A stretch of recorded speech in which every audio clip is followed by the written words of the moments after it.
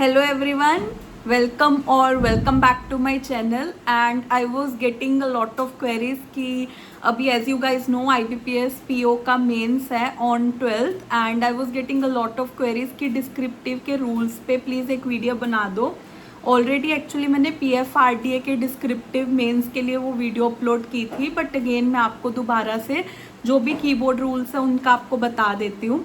सबसे पहली चीज़ तो आपको ये पता होना चाहिए कि पहले एसे एंड लेटर आ रहा था, अभी इन्होंने पैटर्न चेंज किया है तो इस टाइम एसे एंड एक कॉम्प्रिहेंशन आएगा एंड आपको 30 मिनट्स मिलेंगे इन दोनों को करने के लिए. वर्ड लिमिट मोस्ट प्रोबेबली वहाँ पे मेंशन रहेगी एंड वर्ड काउंट भी नीचे होते रहेंगे कि कितने वर्ड काउंट हो गए हैं एंड आपको 30 मिनट्स में दोनों करने हैं. एंड ये जब मेंस का पूरा वो रीजनिंग क्वांट से सब हो जाएगा उसके बाद से ये वाला पार्ट डिस्क्रिप्टिव बिल्कुल एंड पे होता है 30 मिनट्स का. एंड जैसे ही एग्ज़ाम डिस्क्रिप्टिव का स्टार्ट होगा, जो भी फर्स्ट टाइम दे रहे हैं मैं आपको बता दूं, एकदम से कीबोर्ड की बहुत खट खट खट खट आवाज़ आती है तो बहुत डिस्टर्बिंग रहता है. मतलब वो 30 मिनट्स तो आपको पता भी नहीं लगेगा कि वो कहाँ गए. तो मैं इसके एंड पे आपको स्ट्रेटेजी भी बता दूंगी जिससे आप अपना टाइम मैनेज कर सकते हो. सो पहले चीज़ तो माउस वर्क करता है कि नहीं, इससे पहले जो भी डिस्क्रिप्टिव पेपर रहता था उसमें माउस वर्क नहीं करता है. अगर आपको आप थर्ड पैराग्राफ पे और फर्स्ट पैराग्राफ पे जाना है तो आपको कीज़ जो दे रखी होती है एरोज अप एंड डाउन वाली लेफ्ट राइट, तो उसी से ही जाना पड़ेगा. माउस का कर्सर वर्क वहाँ पे नहीं करता है.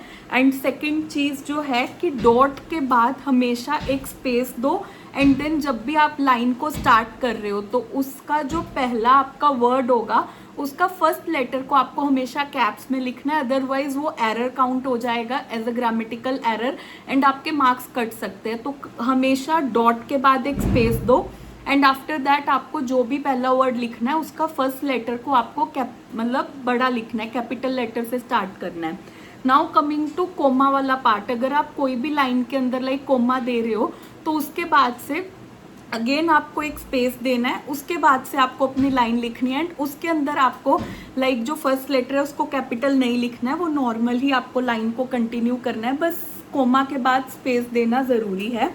एंड जैसे मान लो कोई भी आप फुल फॉर्म लिख रहे हो, जैसे फॉर एग्जांपल आपने वर्ल्ड बैंक लिखा है ना, वर्ल्ड बैंक नहीं तो IMF बोल लो. जैसे आपने इंटरनेशनल मॉनेटरी फंड एक बार आपने वो फुल फॉर्म मेंशन कर दी तो उसके बाद आपको जैसे ब्रैकेट में उसको शॉर्ट फॉर्म में लिखना है. तो जब ब्रैकेट्स में लिखोगे तो ब्रैकेट्स के अंदर कोई भी स्पेस नहीं देनी है, सीधा ओपन ब्रैकेट करनी है IMF एंड क्लोज, कोई भी इसके अंदर स्पेस नहीं डालनी है, अदरवाइज वो भी एज अ ग्रामेटिकल एरर आपका काउंट हो जाएगा. एंड उसके बाद एक बार आपने उसको डिफाइन कर दिया कि ये मेरी फुल फॉर्म का IMF में शॉर्ट में लिखूंगी, तो पूरा आप ऐसे के अंदर दोबारा जब भी आपको लिखना है तो IMF आप डायरेक्ट लिख सकते हो. IMF आपको फुल फॉर्म बार बार लिखने की ज़रूरत नहीं पड़ेगी.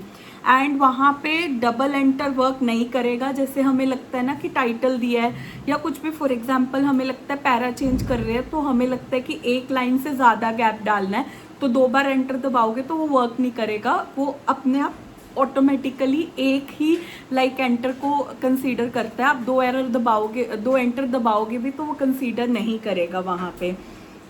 एंड जैसे आपने मान लीजिए अभी एंड ऑफ लाइन पे पहुंच के आपने डॉट डाल दिया, अब अगर आपको नया पैराग्राफ में जाना है तो आपको स्पेस दिए बगैर ही एंटर दबाना है. जैसे ही डॉट, अब आपको नेक्स्ट पैराग्राफ पे जाना है तो एंटर दबा दो साथ के साथ. आपको कोई भी वहाँ पे स्पेस दे के फिर एंटर दबाओगे तो वो नहीं करना है, डायरेक्ट आपको वहाँ पे एंटर प्रेस कर देना है. और वर्ड का काउंटर मैं आपको बता चुकी हूँ कि नीचे वर्ड काउंट होते रहेंगे आपके, कितने आपने ऐसे में वर्ड्स लिख लिए हैं. एंड वहाँ पे कई बार ऐसा भी होता है कि कैप्स लॉक वर्क नहीं करता है, तो अगर आपको कैपिटल लेटर लिखना भी है तो आपको क्या करना पड़ता है, शिफ्ट दबा के वो लेटर को प्रेस करोगे तो वो कैपिटल लेटर में कन्वर्ट हो जाता है. डायरेक्ट कैप्स लॉक वहाँ पे वर्क नहीं करता है.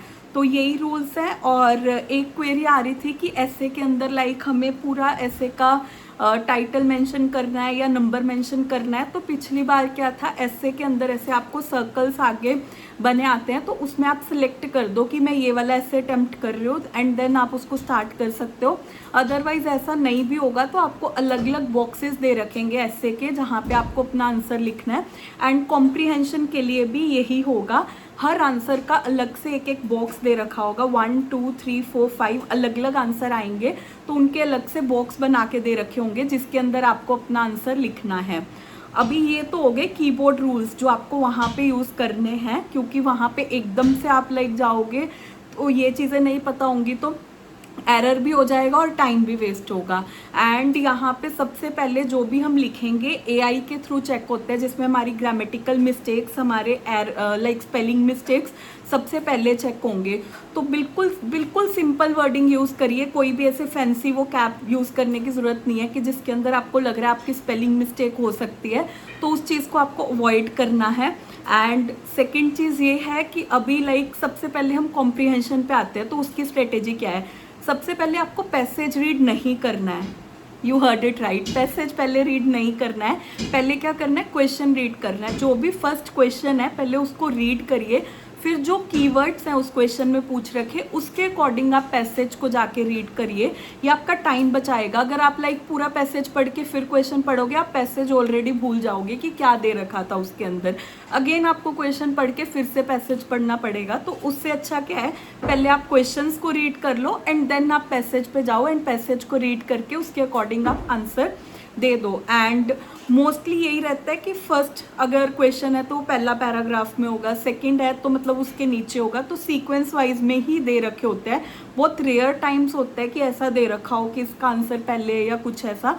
तो पहले आपको पैसेज रीड करना है एंड देन आंसर देना है। एंड ट्राई करिए, परफेक्शन लाने की ज़रूरत नहीं है वहाँ पे आप सोचो कि पहले मैं इस आंसर को परफेक्ट कर दूँ फिर आगे जाऊँ, ऐसा टाइम नहीं बचता है। सीरियसली मेरे पे ट्रस्ट करो, मैं सही में बोल रही हूँ। वहाँ पे आपके पास इतना टाइम ही नहीं होता है कि आप हर आंसर को परफेक्ट करके सोचो आगे जाने का। एक बार अपने माइंड में ये चीज़ रख लेना कि मेरे को एक बार कंप्लीट करना है, उसके बाद जो टाइम बचेगा मैं अपने आप इन आंसर्स को परफेक्ट करते रहेंगे।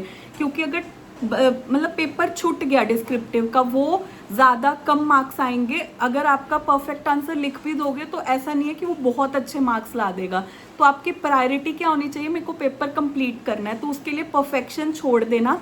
एक बार यही ट्राई करना कि मेरे को सारे आंसर्स करने हैं। तो कॉम्प्रीहेंशन की तो यही स्ट्रेटेजी है कि क्वेश्चंस पहले रीड करो देन आंसर। वहाँ पे वर्ड लिमिट दे रखी होगी कि कितने का आपको लाइक लिखना है। अदरवाइज मान लीजिए वर्ड लिमिट नहीं भी मेंशन है तो आप क्या कर सकते हो, 2 से 3 line is sufficient to answer a question, इतना लिखो और फिर आगे बढ़ो, दैट्स इट। और इसमें भी जैसे क्वेश्चन में जो भी पूछ रखे हैं पहले क्वेश्चन की ही वर्डिंग उठाओ एंड ट्राई करो कॉम्प्रीहेंशन में जहाँ पे उसका आंसर है अपनी वर्डिंग में कन्वर्ट करके लिख दो। सेम कीवर्ड्स यूज मत करो। अब मेन जैसे कीवर्ड मान लो आप बोल दो वर्ल्ड बैंक है ना, वर्ल्ड बैंक को तो आप चेंज करोगे ही नहीं, वर्ल्ड बैंक को वर्ल्ड बैंक के लिखोगे, तो वो चीज़ें ओके हैं। बट जैसे एक्टिव में दे रखा है तो पैसिव में कन्वर्ट कर दो, ऐसा मतलब बिल्कुल सिमिलर सेंटेंसेस को कॉपी मत करना कॉम्प्रीहेंशन से, थोड़ा अपनी वर्डिंग में लिख देना। Now coming to the essay part. Essay में इस बार आपने देखा होगा कि ऑलरेडी, पिछली बार ऐसा नहीं था, इस बार तो ऑलरेडी उन्होंने लाइक सिलेबस में ही मेंशन कर रखे हैं कि क्या क्या टॉपिक्स हैं। तो हर टॉपिक में मैं पहले ही आपको लाइक ये सजेस्ट कर रही हूँ अपना ड्राफ्ट बना लो, इंट्रो का और कंक्लूजन कॉमन रख लो। तो वो ड्राफ्ट्स को रट के जाना, वहाँ पे इतना टाइम ही नहीं होता कि आप सोचने बैठो कि यार इसकी इंट्रो क्या लिखूँ, इसकी इंट्रो। एटलीस्ट आपकी इंट्रो रेडी रहेगी तो वो आपका टाइम बच जाएगा। जैसे अभी मेरा PFRDA का मेंस था तो उसके अंदर ना लाइक मेरे को पता था कि मैंने टेक्नोलॉजी की याद कर ली थी, इकोनॉमी एंड फाइनेंस के रिलेटेड याद कर ली थी। तो ऐसे 2-3 ड्राफ्ट बना के मैं उनको याद करके चली गई थी, तो उसने मेरे को काफ़ी लाइक हेल्प करी थी। तो आप भी यही करिए, टेक्नोलॉजी पे बना लीजिए, क्लाइमेट चेंज के अकॉर्डिंग कुछ बना लीजिए, इकोनॉमी पे बना लीजिए, सोशल इश्यूज़ पे बना लीजिए, एजुकेशन पे बना लीजिए, एम्प्लॉयमेंट पे।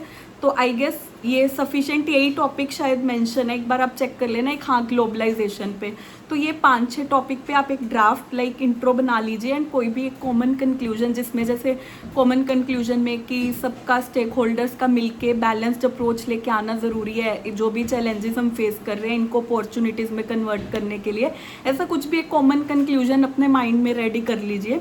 एंड वहाँ जाके भी जैसे आपका GA का सेक्शन होगा ना, उसमें बहुत टाइम बच जाता है एंड पे, तो रेदर देन दोस्तों से बातें करने के लिए साइड पे जो लोग बैठे हैं उनसे बातें बाद में कर लेना।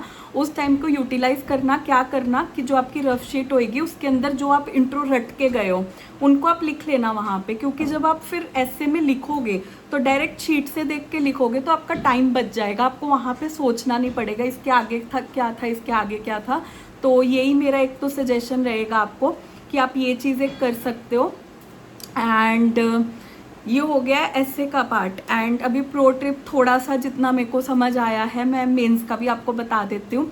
जनरल करंट अफेयर्स जो है, मतलब जो भी करंट अफेयर्स वाला पोर्शन है उसमें ट्राई करिए सितंबर अगस्त तो बहुत अच्छे से, लाइक आप डेज वाइज हो गया एंड वीकली हो गया तो उनको तो बहुत अच्छे से करके जाइए, क्योंकि पिछले 2 से 3 महीने का तो बहुत ज़्यादा क्वेश्चंस वहीं से आते हैं आपके। एंड बाकी भी आप थोड़ी 5-6 महीने की ऐसे मैराथन्स देख जाइए। एंड मैं पर्सनली आप अपना बता देती हूँ, मैं शीतल मैम करके एक करंट अफेयर्स का चैनल है तो मैं उनको फॉलो कर रही हूँ। एंड फॉर मैथ्स जैसे कि अभी तो बिल्कुल टाइम बचा ही नहीं है तो आई वुड सजेस्ट कि मैराथन्स आप देख लो जिसके अंदर सब कुछ आपका कवर हो जाएगा। एंड मैंने क्या किया था, लाइक आई एम डूइंग कि मैंने कौशिक मोहांती सर की मैराथन थी 10.5 घंटे की, वो मैंने देख लिया। एंड एक 17 आवर्स की है तो भी मैं भी वही देख रही हूँ। ज़रूरी नहीं है कि साथ साथ सॉल्व करो, एटलीस्ट इतना देख लो कि कैसे क्वेश्चंस को सॉल्व करना है, तो that will help. And for reasoning part के लिए मैंने अलग से नहीं अभी तक कुछ किया है। वैसे आप पुनीत सर की लाइक वीडियोस से पजल्स वगैरह का कर सकते हो। एंड जो बच्चा इंग्लिश का, इंग्लिश सेम ही आती है, 2 कॉम्प्रीहेंशन आएंगे एंड पैरा जंबल्स भी इजी आते हैं तो इंग्लिश मैनेजेबल हो जाएगी। एंड ट्राई करना इंग्लिश में ही जितने मार्क्स फेच कर पाओ ताकि सारा लाइक बैलेंस हो जाए। And that's it guys, all the very best for your exam. And जो भी आपको क्वेरीज हो you can comment it down and I will surely reply. And अगर आपको थोड़ी सी भी वीडियोस हेल्पफुल लग रही हैं तो do subscribe to my channel and share करो अपने फ्रेंड्स के साथ। And that's it guys, all the best, bye bye.